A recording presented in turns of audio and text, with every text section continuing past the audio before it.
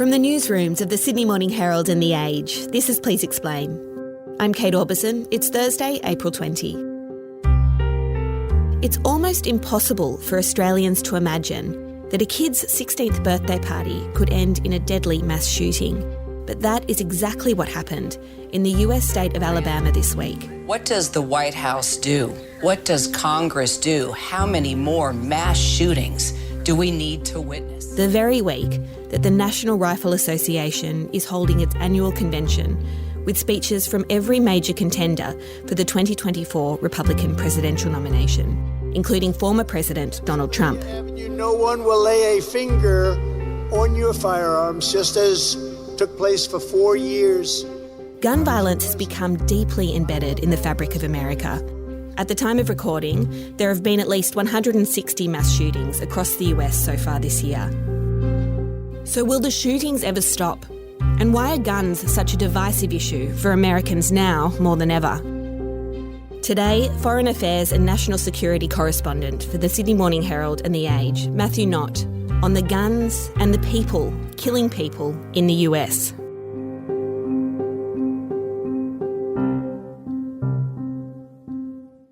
Matt, to me as an outsider, it seems like the US daily news cycle is jumping from one mass shooting to the next. There are just so many, they're so frequent. You must have covered countless massacres during your time as a US foreign correspondent. How common are mass shootings in the US and gun violence more broadly? Yeah, it's really staggering, the numbers and the sheer frequency of these events in America. It's really not comparable with any other developed country. It seems, Kira, there's no end to the number of mass shootings that the country needs to witness before there are more aggressive ways to stop it through law. It's obviously been a long-running problem, but it has been getting worse over recent years. In the last 3 years, there have been 600 mass shootings, so that's 2 a day on average. Yet again, the world's attention is on guns and mass murder in America. And the definition of a mass shooting is 4 or more people dead or injured in the same event. And it's been getting worse. So last year was the second worst year for shootings in America in recent history. And so it's very sad and kind of unexplained why that is happening, because there was a spike around the COVID time, coming out of COVID, and that seemed to make sense, that people were very angry with the state of the world. People were in a lot of financial difficulty. They'd been locked up inside, but it's continued over recent times. And just in recent weeks, we've seen 4 people shot dead at a 16th birthday party in Alabama. 3 children and 3 adults shot at a school in Nashville. 4 people shot dead in Kentucky in these mass shootings. Another mass shooting, this one at a Sweet 16 birthday party. Many of the victims just teenagers. Authorities in Alabama. And again, this is notable because several of these are involving children, which obviously makes it even more heartbreaking.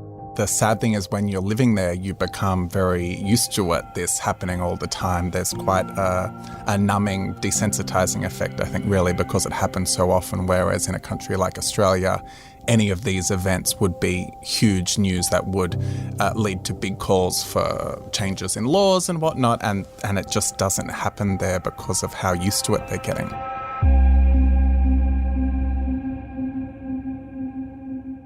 Yeah, it's something, as you say, is so common for someone living in America, whereas you could go your whole life in Australia without coming close to any sort of gun violence.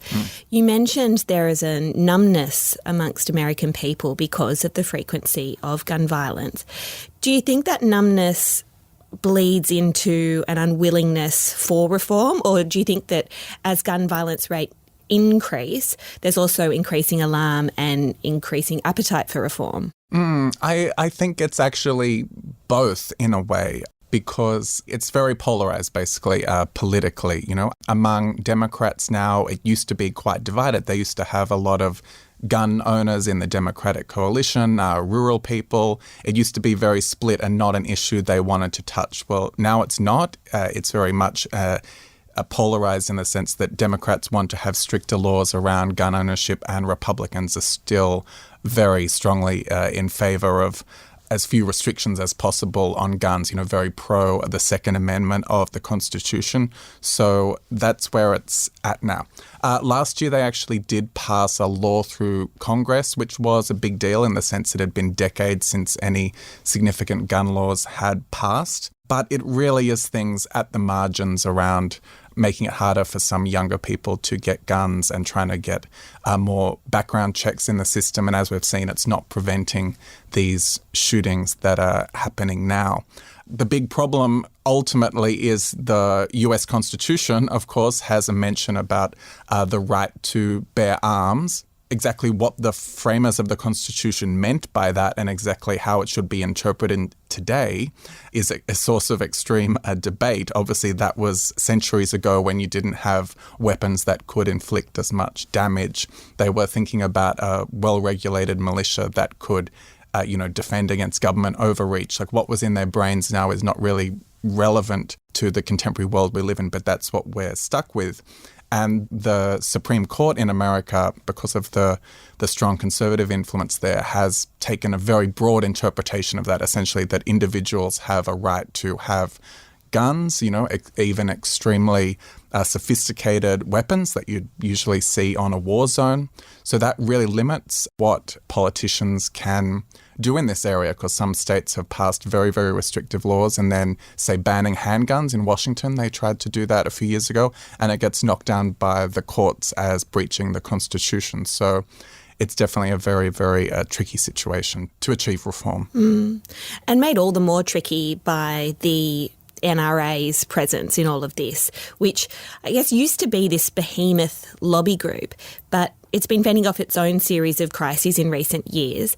Can you tell us what's been eating away at the NRA and whether or not this has eroded the political power that it wields? Yeah, now this has been a big part of the conversation for a long time, is essentially the power of the NRA as one of the most influential lobby groups in America, and the influence that they have in a place like Washington particularly. That's often been a thing that people have fallen back to, is that politicians are afraid of the NRA, and that has been true for a long time. But in recent years, the NRA has been beset by political leadership, financial difficulties, and say their member revenues right now are at a 15-year low. They're really struggling to stay solvent. Their leadership has been completely turned over, and, essentially accusations of rorting money there at the organisation and incredibly lavish spending on things like advertising, essentially self-dealing. And yet, even though the NRA is at an incredibly weak point, that's not having the impact you might have thought it would. They're having their convention right now in Indianapolis, and all the Republican presidential hopefuls speaking there, including Donald Trump, gave a speech. Well, thank you very much, and I'm thrilled to be back with the hardworking, God-fearing, card-carrying patriots. So what that shows is they still think this is an incredibly important constituency to court, gun owners. We saved our Second Amendment, and we're going to save it for a long time to come. It's under siege, but we're going to save it for a long time to come. Forever, as far as I know. Guns have entered into this culture war space where it's beyond even just about whether people are actually gun owners or gun enthusiasts themselves. This is very much part of the left-right culture wars, so that if you're part of the anti-woke, anti-left conservative movement, that Trump really embodies with the Make America Great Again movement, then you're pro-gun. It shows that you're pro-freedom, that you're pro-America, pro-liberty, and it's become almost a cultural symbol rather than whether you actually enjoy, say, hunting or recreational shooting yourself. So what were the pitches by the Republican presidential candidates at the convention this week? Were there the usual catchphrases we hear about people killing people, not guns killing people, or the only protection against a bad man with a gun is a good man with a gun? Was it that sort of tenor? Yes, that's definitely the running theme. Very much, I'm not going to let the left take away your guns. Trump gave a speech defending his record on this, in terms of the judges he appointed to the court, who are very pro-Second Amendment. This is not a gun problem.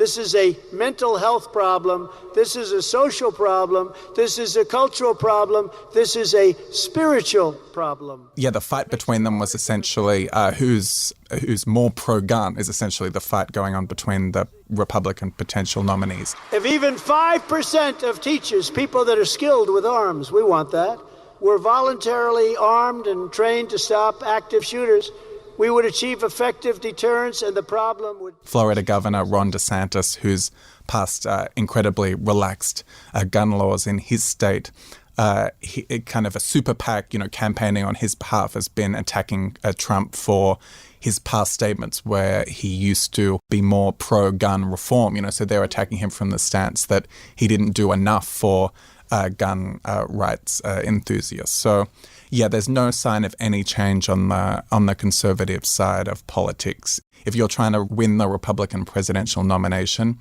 gun owners and gun supporters are a key constituency that you need to court, alongside evangelicals. Gun owners are right in there as someone you want to get to win that nomination. Yeah, interesting bedfellows. It really does seem like nothing changes, that gun violence continues to rise, thoughts and prayers are offered, and nothing happens to stop the shootings. Is that a fair characterisation of what's going on, or are there signs that US President Joe Biden is making some headway on this issue? Yeah, now, Joe Biden has, I want to say, almost lifelong commitment to this gun issue. He's not a latecomer to this like some other things in his life. He's changed his view on. I just want to speak very briefly about the school shooting in Nashville, Tennessee. Ben and I have been doing this our whole careers, it seems. And, he's been pretty strong in terms of gun reform. When he was senator, he led the charge to pass a big anti-crime bill which had restrictions on assault weapons in it. And that did make a big difference looking back. Obviously to us, America still had a lot of shootings and a lot of gun crime, but these AK-47 style rifles were banned. Now, unfortunately, in 2004, that was allowed to lapse, sunset they call it, under the George W. Bush administration. And that does seem to be one of the key reasons why there was a big uplift over time after that, is that you have these weapons that can cause so much more mayhem, so much more violence, than, say, having a handgun. So he's very committed on this. So I call on Congress again to pass my assault weapons ban. It's about time that we began to make some more progress, but there's more to learn. But I just wanted to... All he can do is try and do what he can incrementally. He would say it's better to do something rather than nothing, in terms of regulation, in terms of the law that he did sign into force last year. That's really all he can do with the state of the courts, with the state of Congress. The way it works to try and get things through the Senate is incredibly difficult. And we have to do more to stop gun violence. It's ripping our communities apart, ripping the soul of this nation, ripping at the very soul of the nation.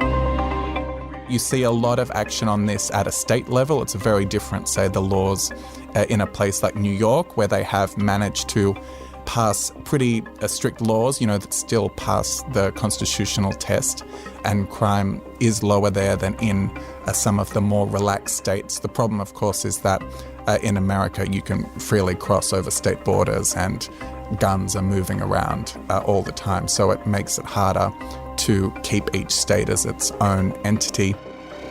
You'd be lying basically to say that there's going to be huge progress on this anytime soon. It's pretty depressing just that the guns are out there in America. The amount of guns that are out there per person is incredible, and they're not going to disappear. You'd have to have some kind of big gun buyback scheme like we had in Australia. That would be one option. But yeah, to be honest, in terms of the big picture here, there's not really much optimism that there's going to be a significant change in terms of the laws.